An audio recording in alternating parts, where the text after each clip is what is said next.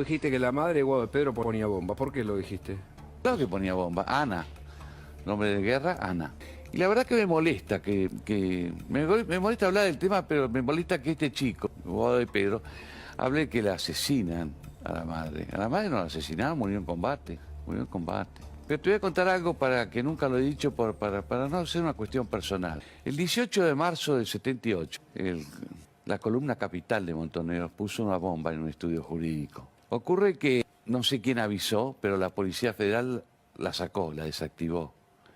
Esa bomba era para mi hermano y esa columna estaba integrada por esta chica Rébora. No es que lo diga yo, te he dicho, preguntame, ¿de dónde sacaste esto? ¿Quién te lo contó? ¿El ejército?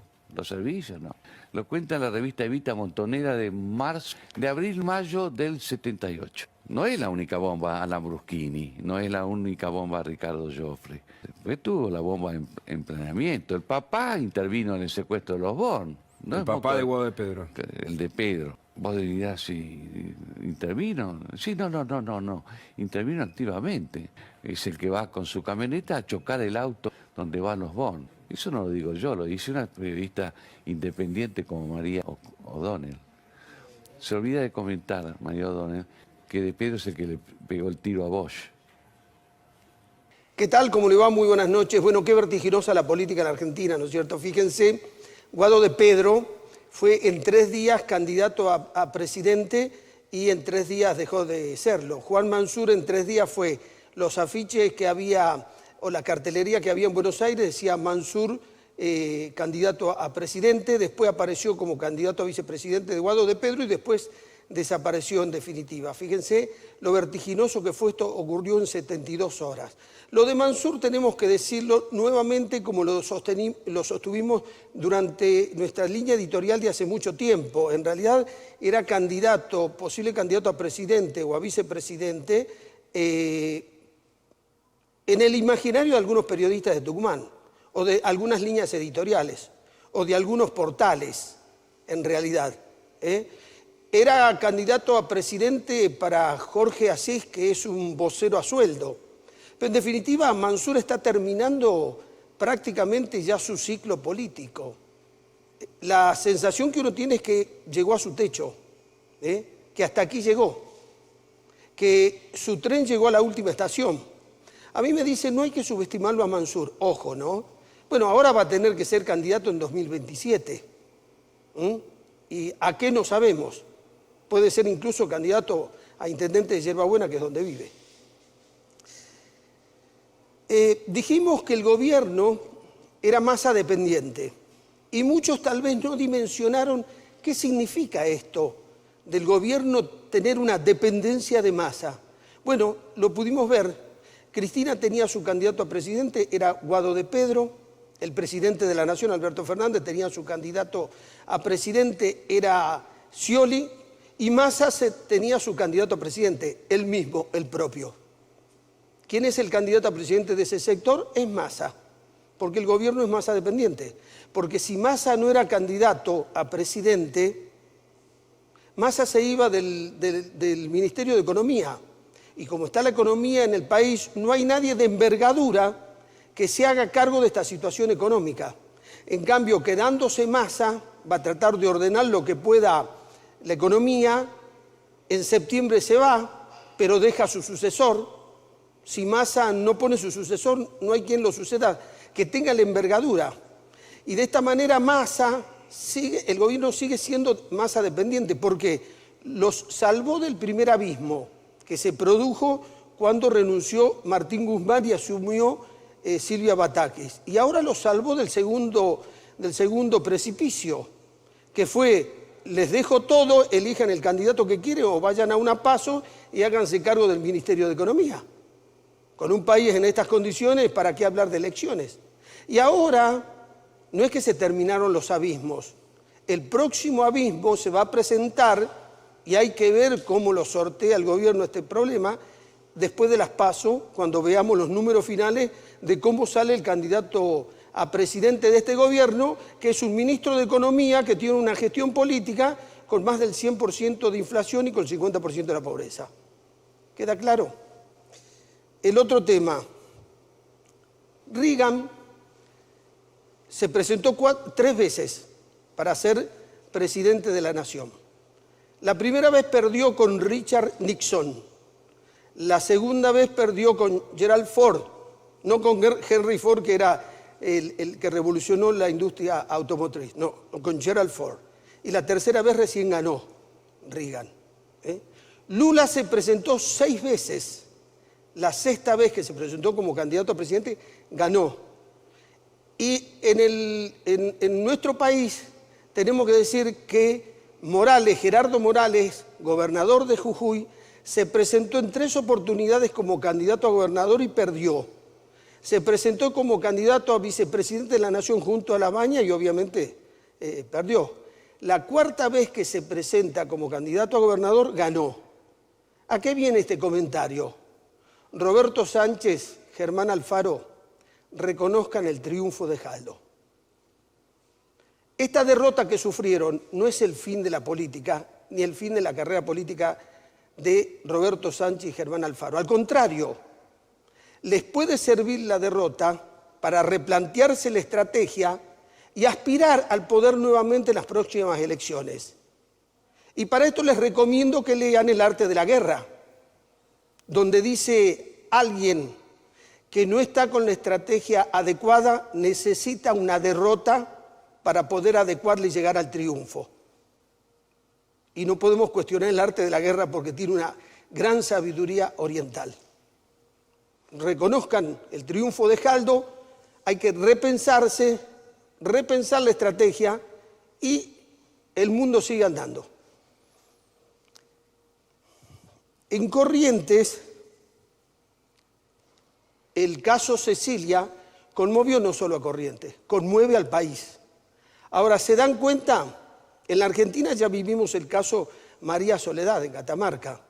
En la Argentina ya vivimos el caso del triple crimen de la dársena en Santiago del Estero. En las 2 provincias costó la intervención al gobierno. Y en Tucumán vivimos el caso Paulina Levos.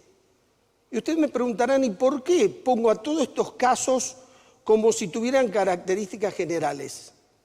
Es que la tienen. Los autores de estos aberrantes crímenes son amigos del poder. El poder se relaciona con personajes siniestros. Los gobernadores se relacionan con gente de una catadura moral, de un prontuario increíble. O sea, lo que tal vez no harían en su vida privada, porque no les permitirían sus familias, lo hacen cuando están en el poder y sienten que tienen impunidad. Y estos personajes sirven para hacer tareas sucias, para la suciedad moral, para todas esas cosas que a veces tienen algunos que llegan al poder.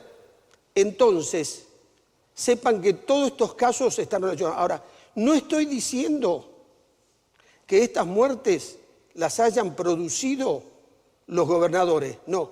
Gente que calienta sus manos manchadas de sangre en el calor del poder. Y esto hay que entenderlo. No todos los gobernadores establecen alianza con personajes siniestros.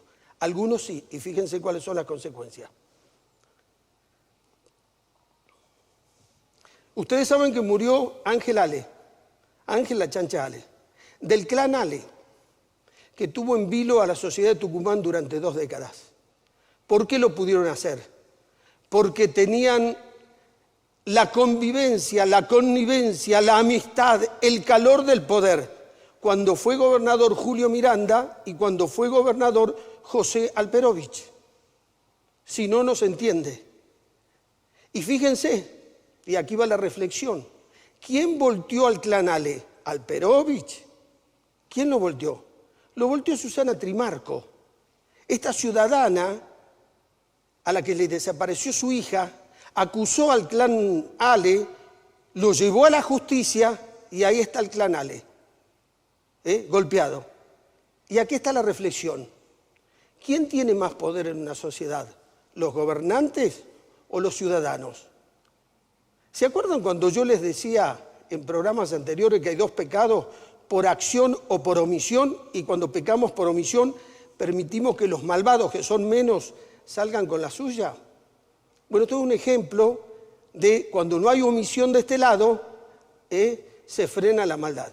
Los sales caen por Susana Trimarco, no por los otros, porque eran amigos en su momento cuando Miranda estaba en el poder y eran amigos de Alperovich, o por lo menos, si no eran amigos, estos dos gobernadores pecaron por omisión, no hicieron lo que tenían que hacer, cuando tenían que hacer y como tenían que hacer para que no existan estas bandas. ¿Queda claro? El otro tema. Hoy tenemos una nueva esperanza, los ciudadanos que queremos vivir en una sociedad con bienestar social. Porque el 26 de abril estuvo Alberto Levos, hoy esta noche va a volver a estar. El 26 de abril nosotros hacíamos sonar la alarma y decíamos, el tercer caso de Paulina Levos, el tercer juicio, está parado, la causa está detenida. Hoy hay una luz de esperanza, se imputó a César Soto y a Sergio Caleñuc. César Soto es el padre de la hija de Paulina Levos. Ellos tuvieron una relación sentimental. Es una persona a la cual la justicia le puso la mirada. Y Sergio Caleñuc es amigo de César Soto y cuando desapareció Paulina Levos, Sergio Caleñuc estuvo prácticamente 2 días durmiendo nada más que 3 horas, hizo una infinidad de llamadas que le demostraban que estaba nervioso y que tenía algo que resolver. Bueno, la justicia ahora va por ellos. Esta noche Alberto Levos va a estar con nosotros. Muy interesante este caso, ojo, ya los alerto. Si la justicia llega a encontrar algún nivel de compromiso con el hecho Paulina Levos, a César Soto y a Caleñuc, ya va directamente a Alperovich. Porque el gobierno de Alperovich, o la forma de gobernar de Alperovich, era omnisciente y ubicua. Todo lo sabía Alperovich, todo.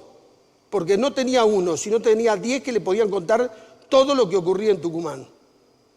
Y además estaba en todos lugares su mirada y sus oídos. ¿Ustedes creen que nadie le fue a decir a Alperovich, che, mirá, con esto ocurrió tal cosa? Ellos saben muy bien lo que ocurrió. ¿Ustedes creen que el nivel de encubrimiento que le hicieron por el caso Paulina Levos, la cantidad de integrantes de un gobierno que el gobernador no sabían? No se equivoquen. El gobierno de Alperovich era omnisciente y ubicuo. Todo lo veía, estaba en todos lados. Hay que estar muy distraído para no haberse dado cuenta de eso. Y para finalizar, ¿y saben por qué es importante que se resuelvan estos casos? Porque vivimos en un sistema democrático, donde hay 3 poderes, el poder ejecutivo, el legislativo y el judicial. Y el desprestigio no lo sufre solo el poder ejecutivo, los políticos y el poder legislativo, lo sufre y mucho el poder judicial. Y los jueces se deben reconciliar socialmente y moralmente con la sociedad. ¿Y saben cómo se reconcilia la justicia con la sociedad? Cuando se resuelven los casos de corrupción y estos casos tenebrosos que ocurren en la sociedad. O sea, si la justicia de Tucumán quiere congraciarse con la sociedad, si los jueces, la justicia en general y los jueces que actúan en particular, quieren tener mejor prestigio, mayor prestigio, resuelvan el caso Paulina Levos como corresponde. Después de los auspicios los invito a que escuchemos a los invitados de esta noche.